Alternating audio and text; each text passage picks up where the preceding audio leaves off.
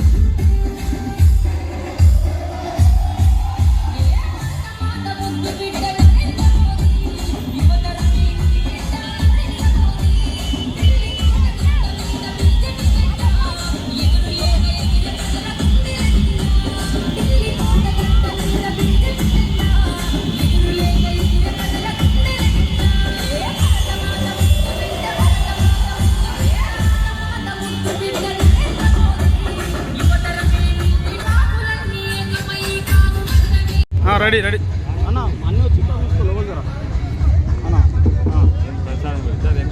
ప్రచారం బ్రహ్మాండంగా జరుగుతుంది. మేము రెండోసారి ప్రచారం మొత్తం అయిపోయింది, మూడోసారి ఇక వాళ్ళు వదులుకుంటున్నారు అనుకుంటా పోటీ, ఎందుకంటే ఏం కనబడతలేదు, ఏం చేస్తలేరు.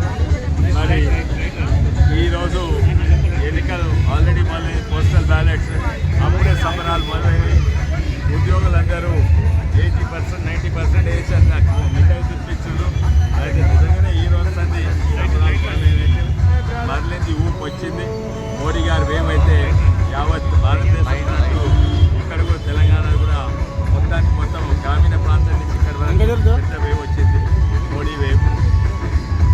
అదే కాక దీన్ని చూసి వాళ్ళు స్టాంప్స్ ఉన్నదంతా కోళ్ళదానంతా హనుమానంతా అవి చేసి ఇంకా నిజంలోనే ఉంటాడు ఆయన. చీటింగ్ స్కామ్ చేసి ఎలక్షన్లు కూడా ఇంకో కొండా విశ్వేశ్వరరెడ్డి పెట్టిండు. ఆయన ఎన్ని కొండా విశ్వేశ్వరరెడ్డి పెట్టినా కూడా గెలుపైతే నేనే. ఇది 2వ నంబర్. అది అసలీ కొండా విశ్వేశ్వరరెడ్డి ఒక్కడే ఉన్నాడు. ఆయన మోడీ కొండా విశ్వేశ్వరరెడ్డి, ఆయన బీజేపీ కొండా విశ్వేశ్వరరెడ్డి, ఆయన పువ్వు గుర్తు కొండా విశ్వేశ్వరరెడ్డి. ఈసారి నేను రెండోసారి గెలుస్తున్నా, 2 లక్షలతో గెలుస్తున్నా. నా నంబర్ 2, కమలం పువ్వు గుర్తు, నా నంబర్ 2. అయితే అన్న రంజిత్ రెడ్డి కొండా విశ్వేశ్వరరెడ్డి సర్వేలు అన్ని కొండా విశ్వేశ్వరరెడ్డికి అనుకూలంగా ఉన్నాయని చెప్పి నేను కష్టపడి మరి నేను గెలిచి చూపిస్తాను అని చెప్పి పోటీగా అని చెప్పి అని అంటున్నాను. కానీ సర్వేలు మాత్రం ఏ విధంగా కూడా అతనికి అనుకూలంగా లేవు, ఇంకా గ్యాప్ పెరుగుతూ ఉన్నది.